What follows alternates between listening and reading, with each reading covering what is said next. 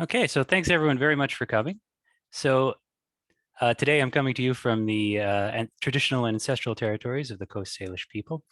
Thanks everyone for coming to our first Canvas seminar of the new year, celebrating the amazing, incredible work that postdocs are doing across the country and around the world. Today, our speaker is Dr. Ameek Sidhu, who is a postdoctoral associate at the University of Western Ontario. She did her master's in physics in India before moving to Canada to pursue a PhD at Western, where she worked and is continuing to work with professors Els Peters and Jan Kami. Her research focuses on the molecular astrophysics of large molecules, particularly polycyclic aromatic hydrocarbons and fullerenes, as well as their role in the evolution of the interstellar medium. And today she's going to be telling us about revisiting PAH emission in photodissociation regions. So take it away, Ameek. Thank you, Darren. Share my screen. And, yeah. So can anyone hear me and see my screen? Yep, it's great. Okay, perfect. Thank you. So thank you for giving me the opportunity to present my PhD work, which I did with Professor Els Peters and Jan Kami. So today I'll be talking about my work, which is about investigating the emission from polycyclic aromatic hydrocarbons in photodissociation regions. And I'll share some results from the work that we have done. But before we dive right into it, I'll briefly talk about how polycyclic aromatic hydrocarbons came into picture and why is it important to study them. So it all started in 1970s with the discovery of some prominent emission features in the infrared in some planetary nebulae. So shown here is a spectrum of one such planetary nebulae, NGC 7027. And the x-axis, there is wavelength starting at 2 microns going up to 14 microns, and on the y-axis, it's flux. And the emission features were observed at 3.3, 6.2, 7.7, 8.6, and 11.3 micron. And soon after, these emission features were observed pretty much everywhere in the universe. And interestingly, these emission features always appeared together. But for almost a decade, the carriers of these emission features remained unknown. And that is why these emission features also got dubbed as the unidentified infrared bands, unidentified because their carrier was unknown, and infrared because they lie in the infrared regime. Then the polycyclic aromatic hydrocarbons came into picture in around 80s when these molecules were proposed as the carriers of these unidentified infrared bands. So what are polycyclic aromatic hydrocarbons? PAHs are a family of fused benzene ring molecules. So on the left-hand side, there is a structure of a benzene ring, which has 6 carbon atoms and 6 hydrogen atoms joined together in such a way that they form a planar ring-like structure. When 2 or more benzene rings combine together, they form PAH molecules. So on the right-hand side is an example of one such PAH molecule. As I mentioned earlier, polycyclic aromatic hydrocarbons are a family of fused benzene ring molecules. So they come in various flavors. They can be of various sizes. They can be smaller PAH molecules, larger molecules. They come in various charged states. They could be neutral or they could be ionized. They come in various shapes, structures. For example, the rings can be attached together in a linear chain. So they could be linear chain molecules, or the rings could be attached in irregularly fashion, or they could be more symmetric. And they also come in various hydrogenation states.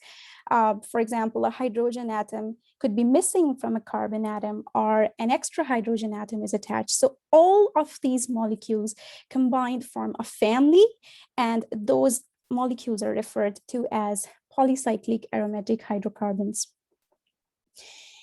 And the reason why they were dubbed as the carriers of the UIR bands is because polycyclic aromatic hydrocarbons exhibit vibrational modes.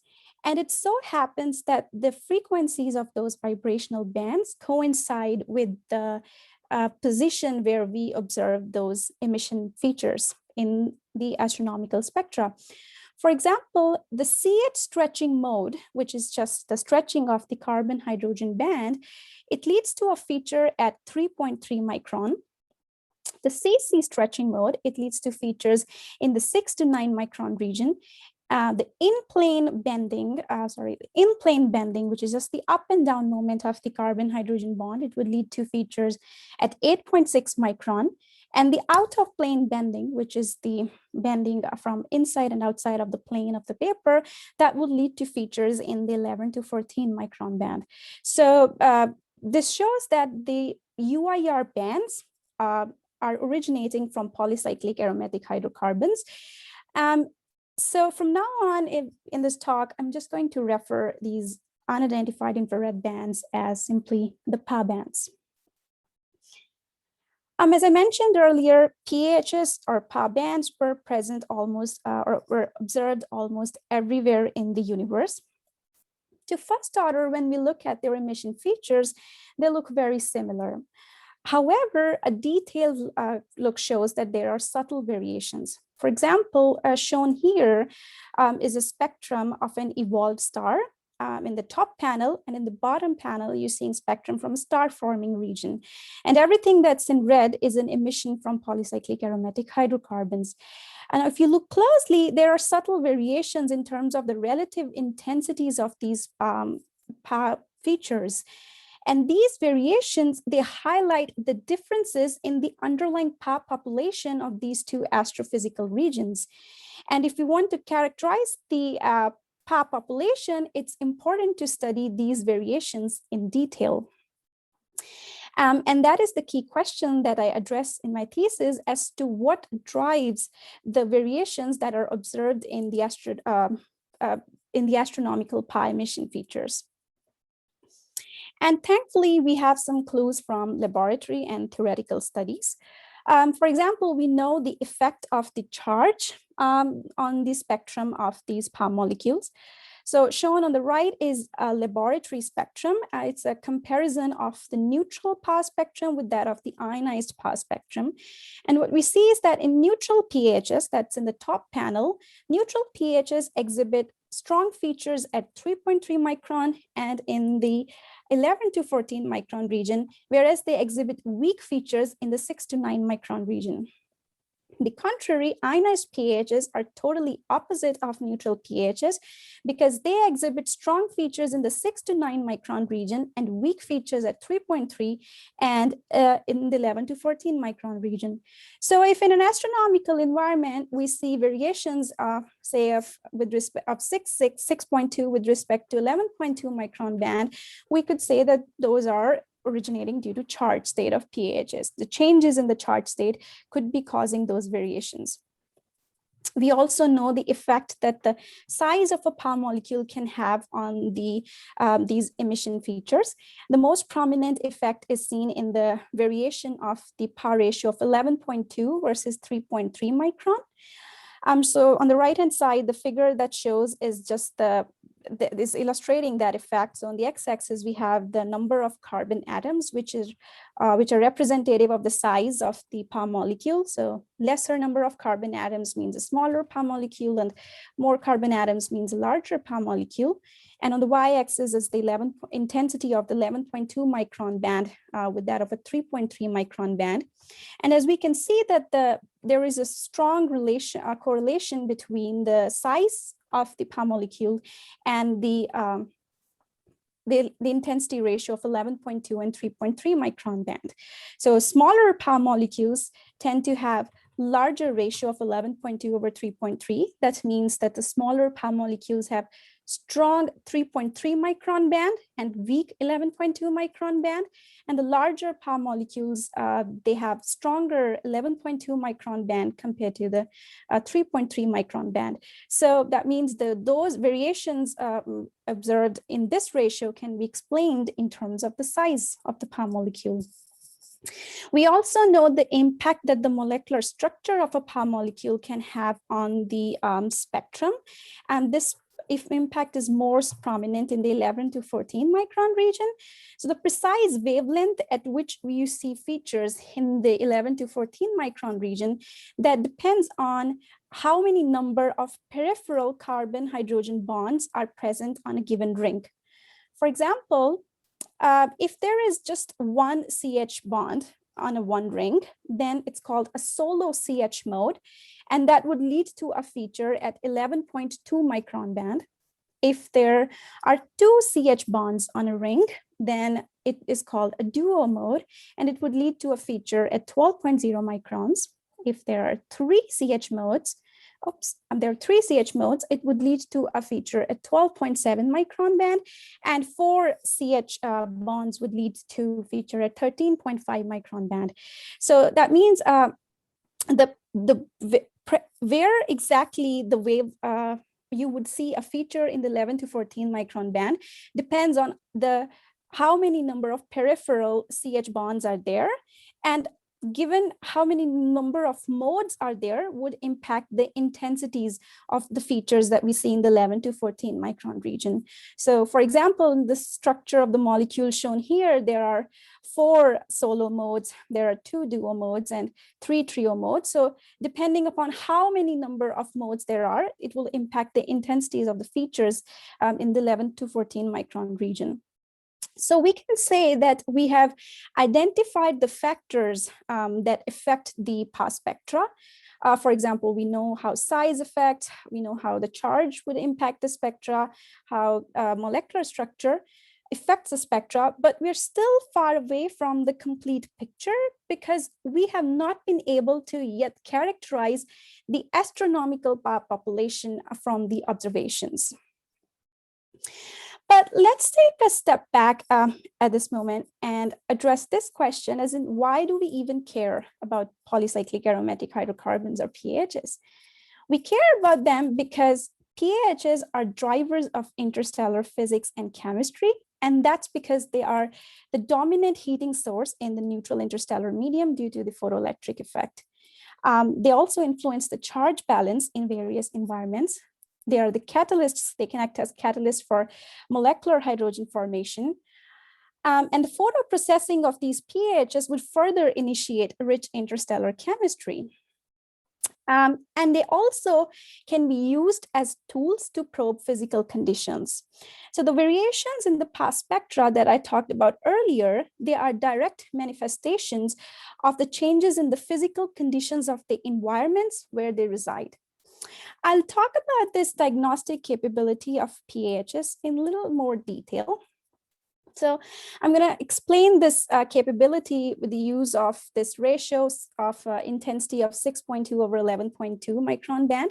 So the 6.2 micron band is strong in ionized PAH molecules, and 11.2 micron band is strong in neutral PAH molecules.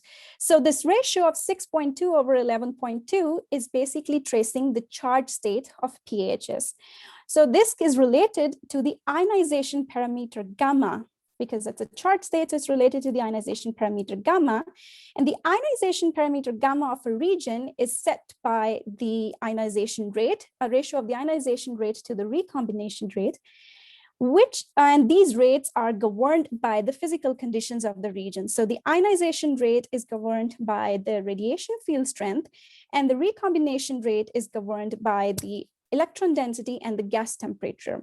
So through these rates, the dependence of these rates on the physical conditions, we can say that the PAH ratios, the 6.2 over 11.2 is dependent on the physical conditions through the ionization parameter, and can be used as a tool to probe the physical conditions.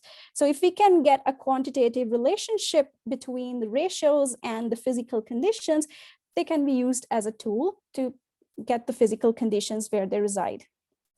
And work has been done in the past to figure out these relationships. So I'm just going to talk about the most discussed relationship, which is between the PAH ratio of a 6.2 over 11.2 with the ionization parameter gamma, which characterizes the physical conditions of the region. So here you see two curves, the black curve and the blue curve. The black curve has been derived by Galliano et al. And this curve is based on the observing PAH emission in various galactic sources. And the blue curve is another relationship between 6.2 over 11.2 with gamma, and that has been derived by Poersma et al. Based on single extended source, NGC 7023. Now, what we see from this figure is that yes, there is a relationship between the 6.2 over 11.2 and the ionization parameter gamma. So these ratios can be used as a tool to probe the physical conditions, but the exact relationship between the ratios and the physical conditions are yet unknown. So what we need to do is to have a better understanding of the PAH variations observed in the PAH emission.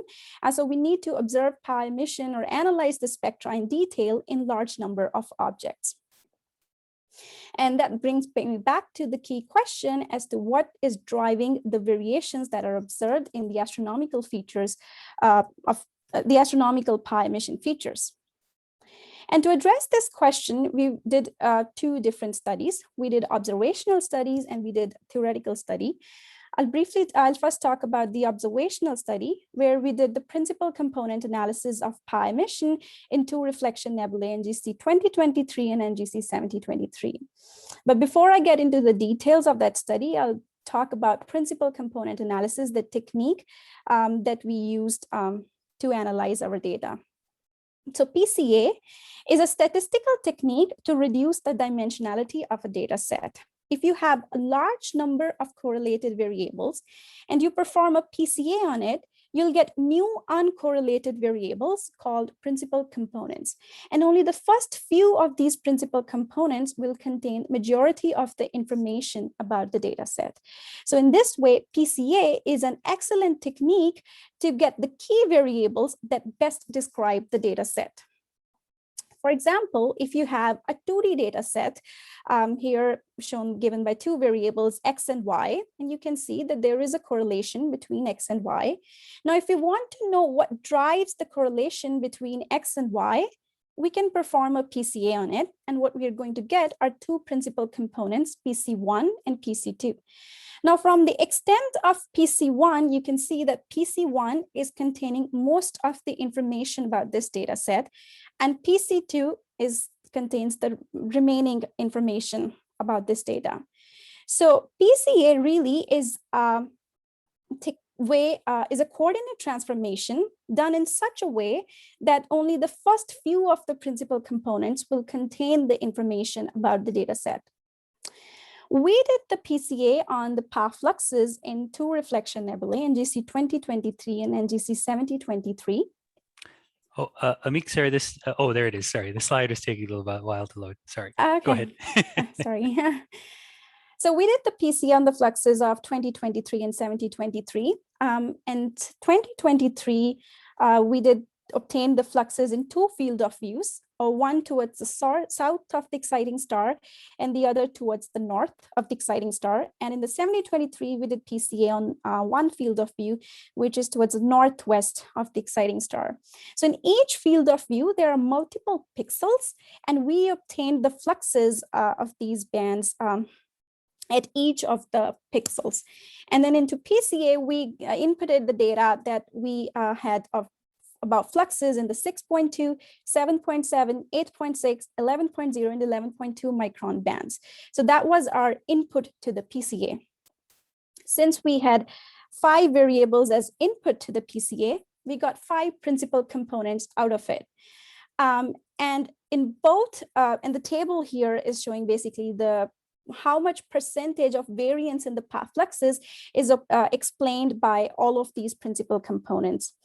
And as you'll see in both of these reflection nebulae, as the number of the principal component is increasing, as you go from PC1 to PC5, the percentage of the variance in the fluxes explained but is also decreasing. And you'll see that only the first 2 principal components, PC1 and PC2, are explaining about 98 to 99% of the variation in the PAH fluxes in both of these reflection nebulae. So the key message is that only 2 PCs are required to explain the majority of the variance in the PAH fluxes in both of those reflection nebulae. Then as a next step, we tried to interpret the physical meaning of these principal components that we obtained. So for that, we studied the correlations of the PCs that we obtained with various PAH band fluxes on the various ratios. What we found was that the PC1 showed the best correlation with the total PAH flux, which is shown on the left-hand side. So we could conclude that PC1 is tracing the amount of PAH emission in the region. For PC2, we found that it showed the best correlation with 11.0 over 11.2 ratio. The 11.0 is a strong band in ionized PAH molecules, and 11.2 is a strong band in neutral PAH molecules. So the fact that there was an anti-correlation of PC2 with this ratio, we could conclude that PC2 is tracing the charge state or the PAH ionization in the region. We did a similar study in NGC 7023. Here I'm presenting the correlations again of PC1 and PC2, but in a slightly different manner. So these are correlations of PC1, but they're color-coded with PC2. So for PC1, we again found that the best correlation was with the total PAH flux. So PC1, again, we could conclude in 7023 as well that it's tracing the amount of PAH emission. For PC2, if you look on the right-hand side figure, you'll notice that the high values of PC2, which are yellowish in color, they are at the bottom of the figure. They correspond to the low values of 11.0 over 11.2. And the low values of PC2, which are purple in color, they are at the top of this figure, which correspond to high values of 11.0 over 11.2. So we can again see that the PC2 is having an anti-correlation with 11.0 over 11.2. And since 11.0 over 11.2 is a ratio of tracing the PAH charge state, we could again conclude that PC2 is tracing the ionization state of PAHs. So the take-home message that we got from this observational studies is that the most of the variance in the PAH fluxes can be explained by only two variables, the amount of PAH emission and the charge state of PAHs. I want to emphasize the charge state of PAHs. We see that the only molecular property that's explaining that's playing a part in contributing the majority of the variation in the PAH fluxes is the charge state of PAHs. Since charge is the most important property, we then went on to develop a model of based on the charge distribution of PAHs. So we built a theoretical model of PAH emission based on the charge distribution so that we can test our understanding of the PAH astrophysics. So here we predicted the PAH emission ratios, that we predicted the PAH spectra and then compared them to the observations in order to test our understanding. And for this work, I worked with Professor Zander Tillens from Leiden University, who helped me in developing this model. So this PAH emission model that we developed has three different... Ameek, sorry, the slide transition isn't working so well. Could you advance another slide and then go back? That was suggested as maybe a good way to... Yeah, it's loaded now. Okay. It's just sometimes not all of the slides load right away, so... Oh, yeah. Okay. That's okay. Right, sorry. Go ahead. No problem. So the PAH emission model that we developed has three different components. The charge distribution of PAHs, the infrared emission from PAHs, and then total PAH emission. So I'll first talk about the charge distribution of PAHs. So what we essentially do here is solve for the balance between the ionization and the electron recombination or attachment processes. So a PAH molecule in a given charge state can absorb a photon, it can get ionized, or a charged or an ionized molecule can recombine with an electron and that would lower its charge state, or an electron can attach to a neutral PAH molecule and would form a PAH anion. And solving for the balance between these different processes would tell us the fraction of the molecules that are in any charged state. So here, Fz is just the fraction of a PAH molecules in a charged state Z. Ke is the electron recombination rate, and Ki is the ionization rate. So we solve these, we solve the set of equations for the different charged states to get what fraction of molecules are in given charge state. And these rates can be estimated from the molecular parameters of these molecules, which have been measured experimentally or have been calculated theoretically.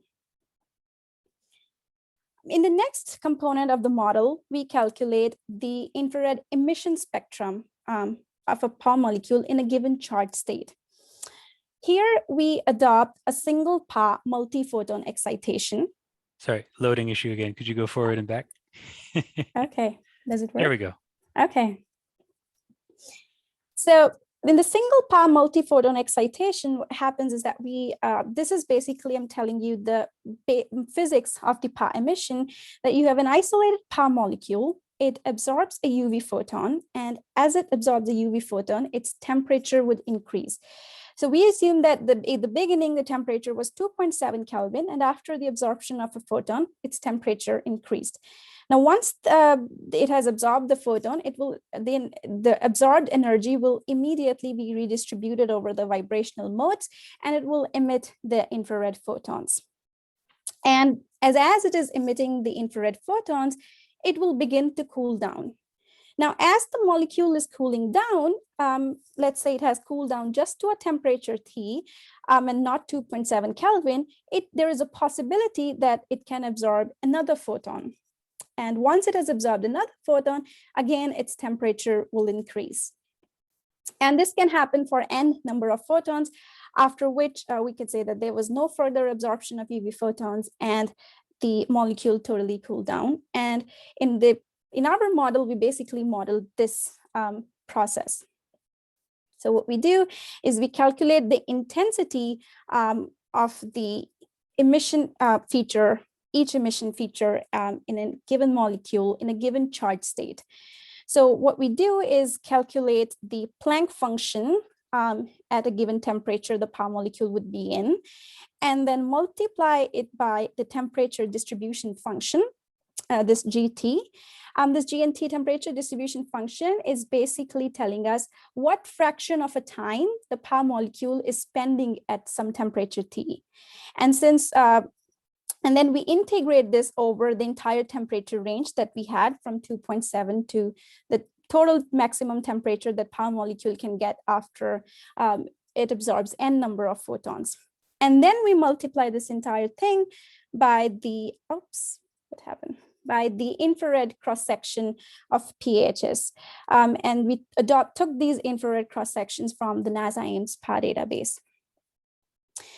So this equation basically summarizes how we calculated the spectrum of a PAH molecule in a charge state Z. And then in the final component, we combined the first two components to calculate the total PAH emission. What we essentially did was we calculated the spectra in a given region, then in a given charge state, and then weight that spectra in the one charge state with its corresponding charge fraction, and then added up all the charge states to get the total PAH emission in astrophysical environments. We did this, we applied this model to 5 different PAH molecules. Here I'll just talking about one molecule, Ovalene, which has 32 carbon atoms and 14 hydrogen atoms. So this figure here is showing the charge distribution of Ovalene as a function of the ionization parameter gamma. Again, the ionization parameter is set by the ratio of the ionization rate to the recombination rate, and the ionization rate is governed by radiation field strength G0. The recombination rate is set by the electron density and the gas temperature. So it's the ionization parameter is given basically a property of the physical conditions of the environment. So here what we see is that various charge states are present in the interstellar medium, And we can see that for the regions which are characterized by low gamma, there the anions emerge as the dominant charge state. In intermediate gamma regions, the PAH neutrals emerge as a dominant charge state. And in high gamma environments, it's the cations and the dications that begin to dominate, and those emerge as a dominant states. We also calculated the infrared spectra in all the charge states for all the molecules, for 5 molecules that we studied. Here I'm again showing you the results of just one molecule, Ovalene, in all the charge states. And what we see is that for neutrals, we obtain the well-known result that in the 6 to 9 micron region, neutrals will exhibit weak features, and they'll exhibit strong features in the 11 to 14 micron region. And similar result for cations, that they'll exhibit strong features in the 6 to 9 micron region and weak features in the 11 to 14 micron region. But what we also found is that the anions also exhibit the spectra similar to that of cations. They also exhibit strong features in the 6 to 9 micron region and weak features in the 11 to 14 micron region. So anions and cations, they exhibit similar spectra. And the spectral similarity of anions and cations has an important implication on how we interpret the PAH emission observations. For example, here I'm showing the 6.2 over 11.2, the intensity of the 6.2 over 11.2 ratio as a function of gamma for the 5 different molecules. And traditionally, the low value of 6.2 over 11.2 would mean that there are more number of neutrals. And that's also what we see in this figure, that the low values of 6.2 over 11.2 come from the regions where neutrals would dominate. And high values of this ratio would mean that cations are dominant. That's something that's a known thing. And that's, again, what we found, that the high values of this ratio correspond to the regions where there are more cations. But what we also find is that the high values of 6.2 over 11.2 can also originate from anions. So this is something that was not known earlier, because whenever traditionally 6.2, when we do the interpretation of 6.2 over 11.2, it's always in terms of neutrals and cations, and anions are never considered into the picture. Whereas the high values can originate from both cations and anions. So as I said, we were going to validate our model to test our understanding. So we applied our model to 5 different photodissociation regions. So here I'm showing the charge distribution in Orion bar, which is characterized by a high gamma value. So on the x-axis, there is charge state, and on the y-axis, there is the fraction of population in that charge state. And we can see that in the Orion bar, there are more number of cations as compared to neutrals. So the neutrals would correspond to a charge state of 0, cations would correspond to a charge state of 1 or higher, and anions would mean -1 charge state. And these different curves are from the 5 different PAH molecules that we studied in our work. And you see that for Orion bar, there are more cations. As we go to lower gamma values, for example, in NGC 7023, now the charge distribution we see has slightly shifted. For smaller molecules, neutrals are dominating, and still go to lower environment. Again, we see that there are more neutral PAH molecules that are dominating. Similarly, in the diffuse interstellar medium, neutral PAHs dominate. And in the very low gamma environment, such as the Horsehead Nebula, it's the anions that are the dominant charge state. So the anions that have so far been ignored could be present in the interstellar medium as predicted by the model. For example, in low gamma environments, they could be present. We compared our model predictions with the observed values. So here I'm showing the predicted predictions, which are of 6.2 over 11.2 as a function of the ionization parameter gamma. So those curves are the values of 6.2 over 11.2 for different gamma values, and different colors represent different molecules. And the black square is the observed value. So as you can see for Orion bar, we have a good comparison with the observed values. And that's true for all the other photodissociation regions that we studied. We have a good comparison of the model with the prediction for NGC 7023 as well. That's true for NGC 2023, for a diffuse interstellar medium, and for the Horsehead Nebula as well. And so finally, given the results we had, we revisited the diagnostic capability of 6.2 over 11.2 and 3.3 over 11.2. So 6.2 over 11.2 versus 3.3 over 11.2 plots are used in the literature to predict gamma and size. So 6.2 over 11.2 is used to predict the gamma of a region, and 3.3 over 11.2 is used to predict the size of a region. But given the results that we obtained, we revisited the diagnostic capability of these ratios. So here we have made the plot with 3 different PAH molecules of 32, 54, and 96 carbon atoms.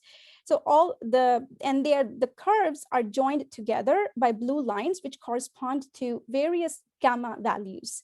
So what we see here, and the black square again here is the observed value, and in this case, it's the Orion bar.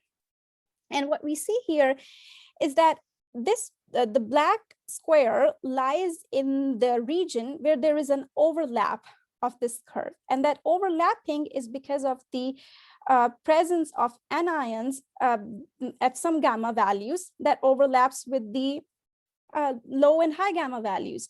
So what we see is that there is no unique solution for of gamma coming out from the ratio of 6.2 over 11.2 based on this ratio. However, we can still probe the size. We can say that the size of a PAH molecule is somewhere between 54 to 96 carbon atoms. So 3.3 over 11.2 can still be used to predict the size, but 6.2 over 11.2 cannot necessarily be used to predict the gamma of the environment. And so the take-home message that I want you to take from the theoretical work is that PAH anions that have previously been overlooked are dominant carriers in low illumination environments, and they're critical for interpreting the PAH spectrum.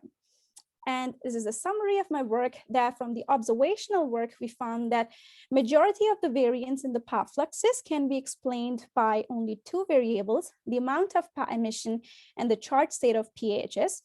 And from theoretical work, where we developed the PAH emission model based on the charge distribution, we found that anions are the dominant carriers in low illumination environments, and that anions and cations exhibit similar spectra. And the spectral similarity between anions and cations have an influence on how we interpret the astronomical observations. For example, for 6.2 over 11.2, which is a well-known tracer of charge state, we found that the high values of this ratio can be attributed to both cations as well as anions. And with this, I think, end my presentation, and thank you all for your attention. Thank you very much, Ameek. Virtual applause all around. No, it was a really great talk, very clear. So we have a couple of questions in the comments. In the meantime, please don't hesitate to raise your hand if you have questions as well. Going back to a little bit earlier, William Wall asked, what about PAHs with imperfect benzene rings, like distortions due to missing carbon atoms or carbon atoms replaced by other atoms? How do such imperfections affect the spectra? Yes, so PAH molecules, those are not the pure PAH molecules, but they will impact the spectra, especially in the 7 to 9 micron region. However, there is the impact that they have is not like clearly defined as for example, for charge or the size, that we cannot clearly say that, okay, it would depend upon where the carbon atom is missing, and whether it's at the edge or somewhere in the middle, but they do nonetheless impact the spectra, and they are present. Such imperfections are, of course, present, as we know from the discovery of impure PAH molecule in TMC1. Any follow-up to that, William? No. If not, we'll move on to Jean Maloney had a question. In one of the earliest slides, the spectra of an evolved star was shown. Can you be more specific as to what kind of evolved star that was, and where in the environment of this star the PAH emitters are located?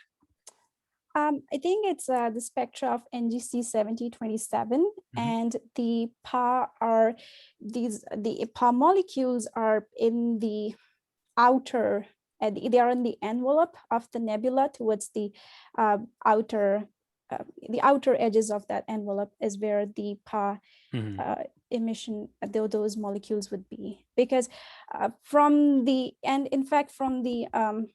what about I know from the formation history of polycyclic aromatic hydrocarbons, it's really in those circumstellar environments towards slightly farther away from the star, where temperatures are not probably that high enough, that we first form the PAH molecules.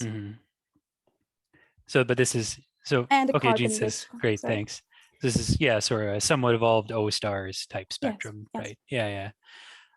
Awesome. So I had a question, maybe you answered it and I missed it, but I'm not sure. So, for the two principal components, you had, a strong sensitivity to basically the total flux, and then to the ionization parameter. Is there any sensitivity, maybe in any of the other line ratios, to the hardness of the far UV spectrum? I'm thinking about, in those diffuse interstellar regions, can we constrain the far UV background at all from PAHs? Actually, we did kind of that. So I did not present it here, okay. but it's in the first paper. So that because as I showed that PC2 is tracing, it had a good correlation with 11.0 over 11.2, which is tracing the charge state. And that is related to the ionization parameter. Yes. So we did make maps of PC2 and compared those with the maps of the radiation field strength that we could make from the other relationships that we had, which could probe G0, and we actually found that there was a good similarity between the maps of the PC2 and the maps of the G0 that we derived from various prescriptions that we know of. Okay. But am I 100% sure that it's tracing G0? I wouldn't say yes, but PC2 did exhibit some similarity, not some, good similarity with the G0. Okay.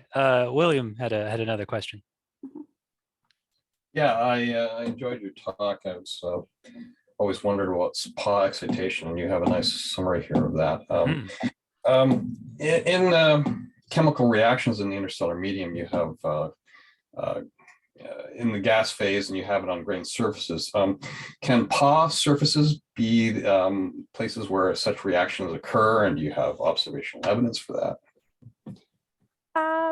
So I wouldn't say the direct observational evidence, but for example, they do act as a catalyst for molecular hydrogen formation. So, and there have been theoretical studies done, especially in the Horsehead Nebula, because in the Horsehead Nebula, there has always been a debate on how there is such a high rate of molecular hydrogen formation, and if PAHs are a contributing factor to that. So yes, in those regions, so that's one example that work has been done to show that PAHs may be a contributing factor. And also much deeper into the molecular clouds, when PAHs can get frozen on the the ices and then those grains, they could be rich chemistry. I'm not entirely sure what kind of reactions happen there. They have been investigated in the past, and of course an effort is going still, but I'm not sure of the direct observational evidence, if there is any. I can look it up and follow back with you. Yeah. Right. Thank you. Awesome. And just another kind of a more general question. So obviously there's been, you know, lots of success with laboratory astrophysics in trying to get these recombination rates down and things like that.